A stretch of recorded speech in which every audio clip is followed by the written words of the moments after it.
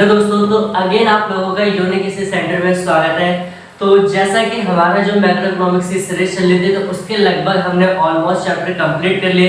तो आज बेसिकली जो हमारा है मैक्रो इकोनॉमिक्स का लास्ट चैप्टर, और ये लास्ट चैप्टर ज़्यादा बड़ा नहीं, मुश्किल से 3 से 4 पार्ट में इसको भी हम क्या पूरी तरह से कंप्लीट कर देंगे। और फिर हमारा क्या होगा, हमारा जो सिलेबस होगा मैक्रो इकोनॉमिक्स प्लस हमारा इंडियन इकोनॉमी फिनिश टोटली, ठीक। और फिर उसके बाद जो ऐसा नहीं कि हम वीडियो बन जाएगी, नो, इसके बाद क्या होगा कि हमारे जो थोड़े से नए टॉपिक्स होगा, क्योंकि एग्जाम को हमारा जो सीबीएसई बोर्ड है उसने पूरी तरह से एग्जाम पैटर्न को चेंज कर दिया है। तो हम एमसीक्यू वगैरह भी पढ़ेंगे पूरा आपके साथ, मैं आप लोगों के साथ पूरा सिलेबस को डिस्कस करूंगा चैप्टर को खत्म होते ही, ठीक है। और फिर हम देखेंगे हमारी स्ट्रेटेजी क्या होगी एमसीक्यू क्वेश्चन को करने की।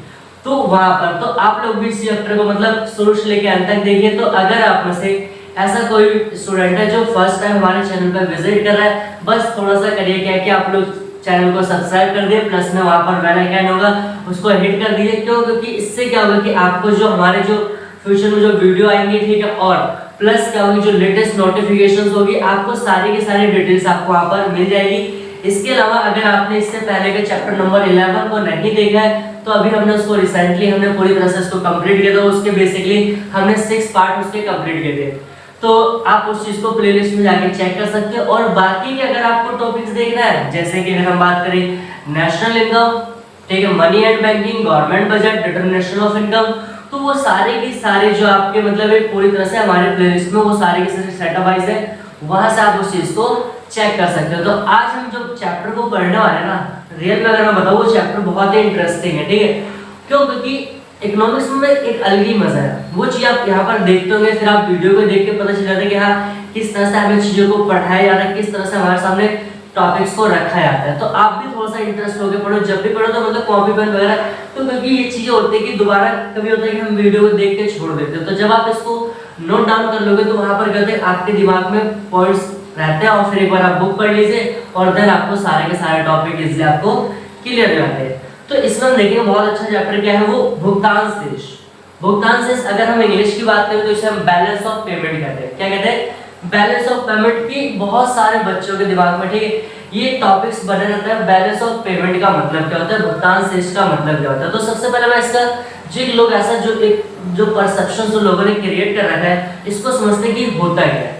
तो लोगों का परसेप्शन ऐसा है कि भुगतान शेष का मतलब कि अगर हमने मान लेते किसी व्यक्ति से उधार लिया है, क्या हमने किसी व्यक्ति से कुछ पैसे उधार लिए हैं, मान लेते कि 500 रुपए उधार लिए, दैट्स इट।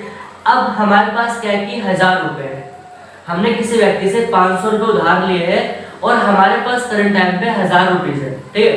तो अब क्या हो कि हमने 1000 रुपए, हमने 500 रुपए उसको क्या पे आउट कर दिया, बचा कितना 500 रुपए। तो लोग ऐसा मानते हैं कि जो 500 रुपए बचा वो क्या होगा हमारा बैलेंस ऑफ पेमेंट। ये बिल्कुल गलत अवधारणा, बिल्कुल रॉन्ग है। आप लोगों से मेरी रिक्वेस्ट है कि आप लोग पेपर में ऐसा कुछ लिख के ना, नहीं तो आपको वहां पर नतीजा तो जानते हो क्या मिलेगा, ठीक है ना, नतीजा आप लोग जानते हो वहां पर क्या मिलेगा। तो हमें बिल्कुल ऐसे चीजों को, क्योंकि भुगतान को ऐसा लग रहा है कि पेमेंट करने के बाद जो बचा हुआ हम क्या कहेंगे उसको भुगतान से, बिल्कुल कैसे तो पूरी तरह से गलत है।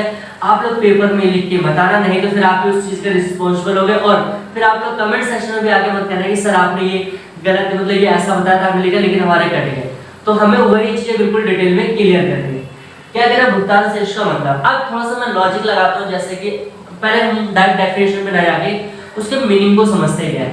तो जैसे कि अगर मान लेते हैं कि आप मतलब आपने देखा होगा कभी आप राशन वगैरह लेने आते हो, तो राशन लेने जाते हो तो वहां पर क्या होता है कि अगर हम बात करें वहां पर क्या होता है कि जब राशन लेने जाते हो आप लोग, तो वहां पर क्या होता है कि जैसे कि अगर आप उधार ले रहे हैं, इन दैट केस की मान लेते हैं कि पैसा नहीं है, पैसे का थोड़ा सा इशू है, तो आप उधार लाना चाहते हो। तो उधार लाने के केस में क्या होता है कि आप एक कॉपी लेके आते हो, ठीक है, जिस भी दुकान का राशन वाले आते हो जो भी वहां पर बैठा होता है, तो आपने मान लेते कि 1000 रुपए का सामान आपने दाल चावल वगैरह जो भी आपने ले लिया वो खरीद लिया, ठीक है, पैसा तो है नहीं, आप पेमेंट करोगे नहीं। तो क्या करते हैं वहां पर दुकानदार, ठीक, वो क्या करेंगे जितना भी आपने सामान लिया उसके सारे रेट वगैरह होगा, उसका सारा वैल्यू डेट वगैरह वो अपने रजिस्टर में क्या करेंगे लिख लेंगे, प्लस जो आप कॉपी लेके गए उसमें भी मेंशन कर देंगे। क्यों?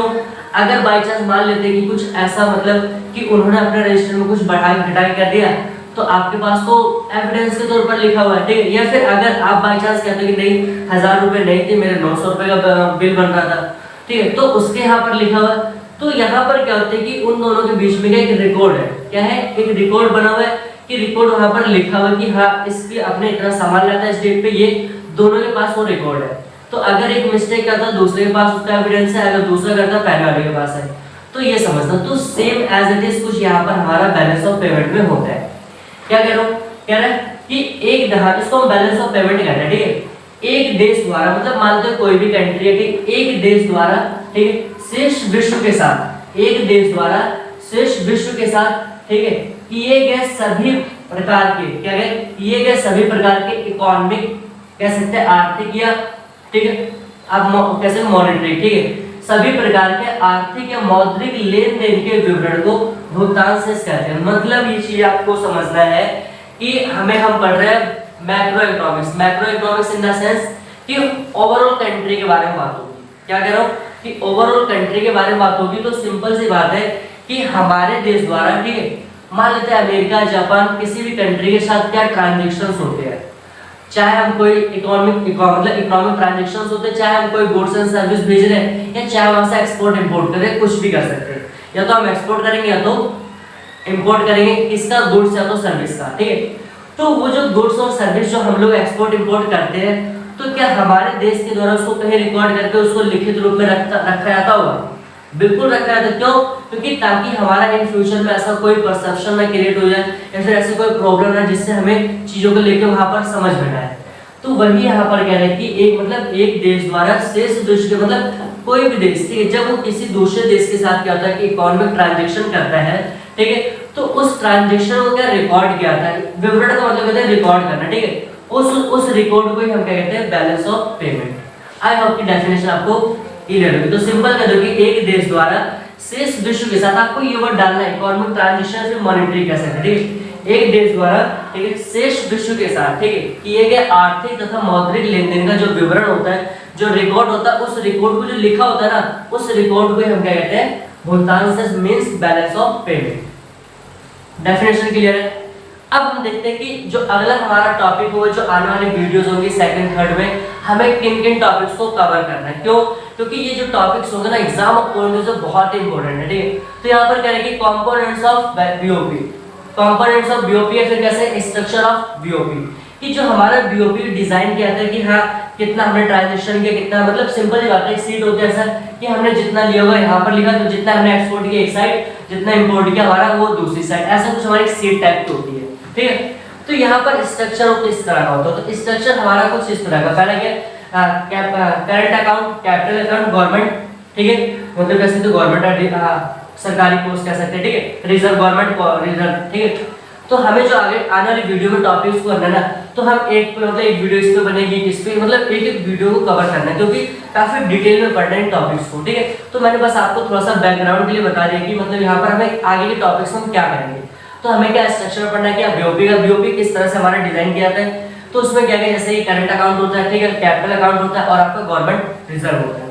अब करंट अकाउंट में हम क्या पढ़ेंगे, जो आपके होता है दृश्य मदद, ठीक है, और दृश्य मदद और आपका चालू हस्तांतरण, मतलब कह सकते हैं विजुअल आइटम्स, ठीक है, इनविजुअल और ठीक है कह सकते हैं यूनिलैटरल ट्रांजैक्शन, ठीक है, कह सकते हैं। फिर हम करंट ट्रांसफर कर सकते हैं, ठीक है। और फिर हमें पूंजी जो कैपिटल अकाउंट को पढ़ेंगे वहां पर, ठीक है, तो उसमें क्या पढ़ेंगे, उधार क्या होता है हमारा, ठीक है, विदेशी विनिवेश क्या होता है, बैंकिंग पूंजी क्या होती है, एनआरआई जमा क्या होती है, और फिर हम लास्ट पढ़ेंगे और अल्पकालीन जमा और इसकी, मतलब ये सारे के सारे जो टॉपिक्स हमें वन बाय वन वीडियो में कवर करना है। तो ये हमारा बस थोड़ा सा आज हमारा डेफिनेशन था, और थोड़ा सा हमने देखा कि आने वाली वीडियो में किन किन टॉपिक्स पे बात होगी।